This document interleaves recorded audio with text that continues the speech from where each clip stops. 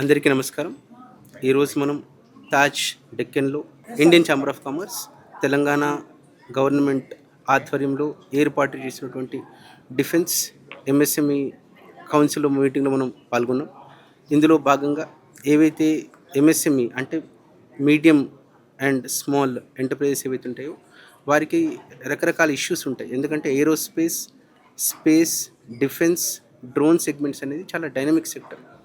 కానీ ఆత్మనిర్భర్ భారత్లో ఏవైతే మనం ఎక్స్పోర్ట్స్ ప్రమోట్ చేస్తున్నామో సుమారు ఈరోజు 40,000 కోట్ల ఎక్స్పోర్ట్స్ వస్తున్నాయి. అండ్ 2024-25 సంవత్సరంలో తెలంగాణ నుంచి ఏరోస్పేస్, స్పేస్ సెగ్మెంట్లో ఎక్స్పోర్ట్స్ అనేవి ఫార్మాస్యూటికల్స్ని క్రాస్ చేసాయి. కాబట్టి ఏదైతే తెలంగాణ రాష్ట్రానికి, హైదరాబాద్కి ఉన్నటువంటి అడ్వాంటేజ్ని మనం ఈ కాన్ఫరెన్స్లో హైలైట్ చేశాము. ఇది మాత్రమే కాకుండా రాష్ట్ర ప్రభుత్వం చాలా ముందు చూపుతోటి ఏవైతే ల్యాండ్ పార్సెల్స్ని ఐడెంటిఫై చేసిందో, ఏవైతే ఎక్స్క్లూజివ్గా డిఫెన్స్ కోసం, ఏరోస్పేస్ కోసం ఇవ్వదలుచుకుందో ఈ విషయాలు కూడా మనం ఈ సమీక్షలో అందరికీ తెలియజేశాం.